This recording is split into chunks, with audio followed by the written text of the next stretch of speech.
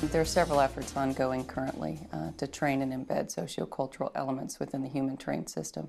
We've been in existence since 2007, and what we are responsible for is the recruiting, the training, the preparing for deployment, the care while they're deployed, and the redeployment of embedded sociocultural teams.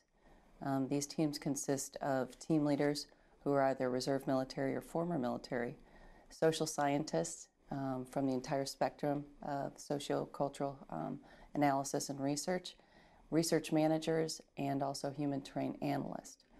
Once we bring those personnel in, first we train them on what the Army is, because that's the first culture they need to understand. While our team leaders have previous military experience, the rest of the team generally does not. And so what we've got to do first is introduce them to what we are, what we do in the military, and how we can support with sociocultural analysis military decision making. That's the change. That's what's different with human terrain system, is that it's not sociocultural analysis and research for its own sake. It's not ethnography to go study a tribe. It's applying those special social science skills to support military decision making in commanders and staffs.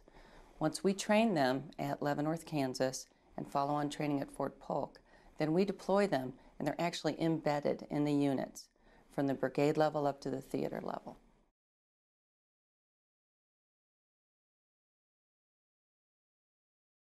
HTS is always tied in with the priorities of OEF and the commanders and the staff from the brigade up to the theater level. Some of our initiatives this year are focused specifically on continuing our support. We have 31 teams currently deployed in Afghanistan. Those teams are deployed not only at the brigade level, but with the Marines at the regimental combat team level, with 8 of our allied nations, with PRTs at the brigade level and division level. And then we're also in support of all U.S. divisions and theater operations. And so some of our initiatives ongoing are to build our teams out, make sure we have the full complement of the team that supports them.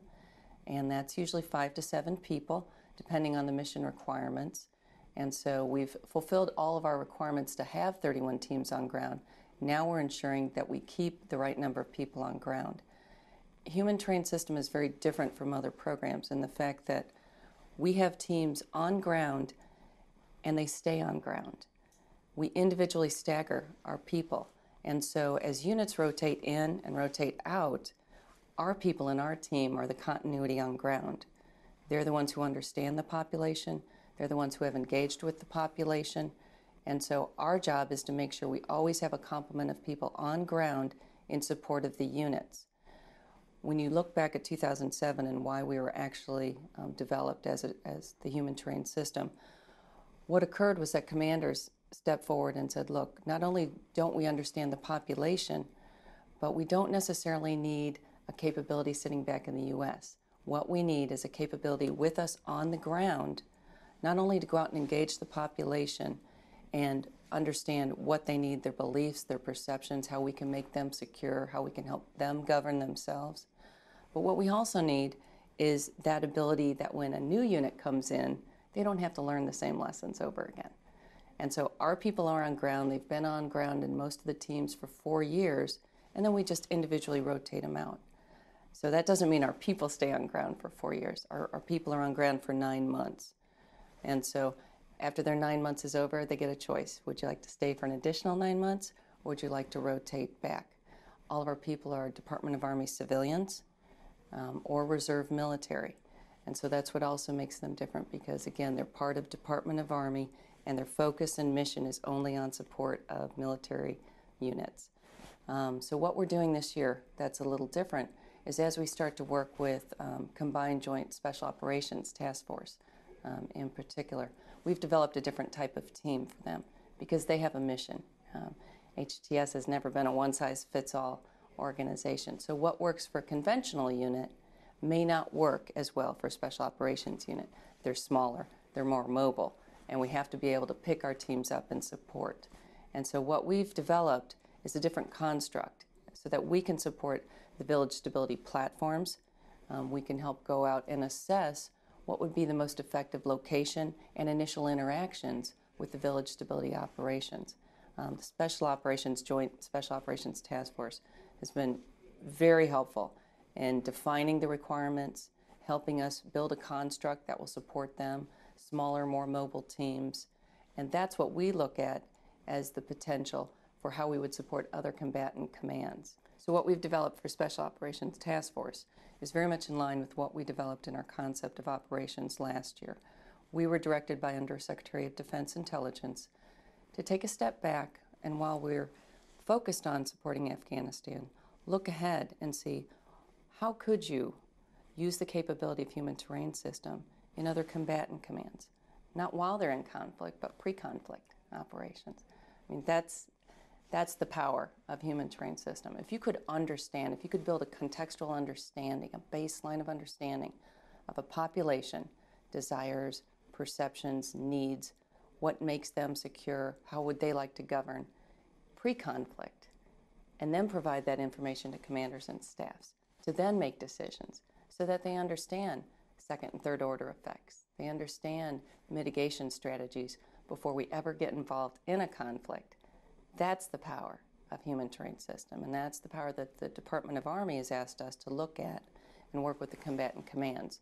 And so in this next 6 months to a year, we'll be doing that. And with hope and with funding from USDI, what we will be doing is we'll actually do a pilot project with at least one of the combatant commands that would have a small footprint forward and, as needed, pull from our base of operations additional social scientists, research managers to go forward in support of their operations.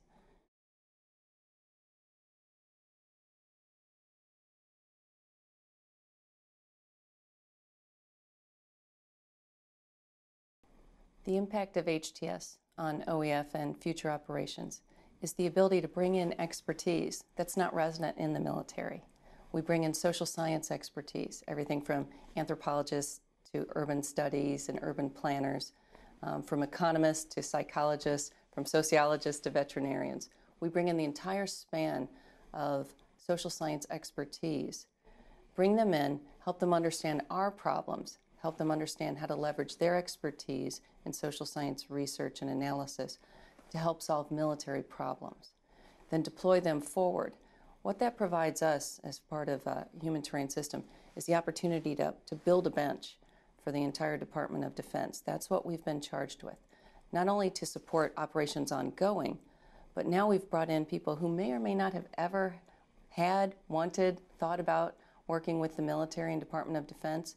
Now they've got experience with us in a combat zone, understand how we operate, understand how they can use their ability to engage a population, use that to help build our understanding so that we make more informed decisions. I won't say better decisions, but more informed decisions about what the impacts of what we're doing in there, in Afghanistan or anywhere else.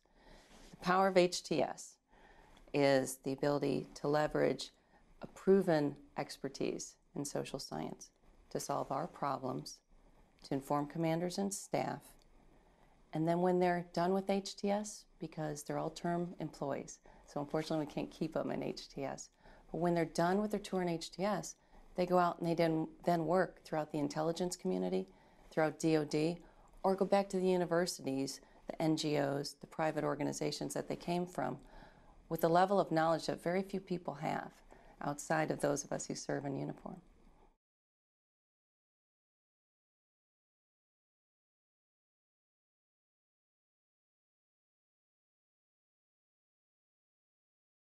One year ago, we were tasked by Undersecretary of Defense Intelligence to develop a concept of operation for combatant command support for Phase 0.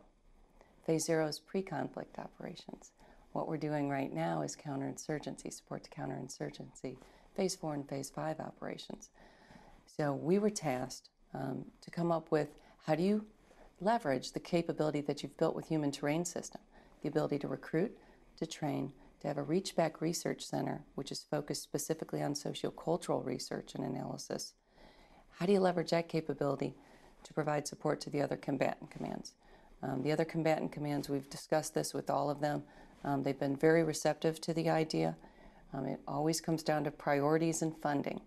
But as witnessed by this conference, as witnessed by several other conferences within the last 6 months, the idea of the need the validity and the ongoing support for sociocultural research and analysis is clear. We need to understand people. We're never going to get away from the basic premise that it's always about people and relationships. And human terrain system is a way that commanders can help be informed by that information.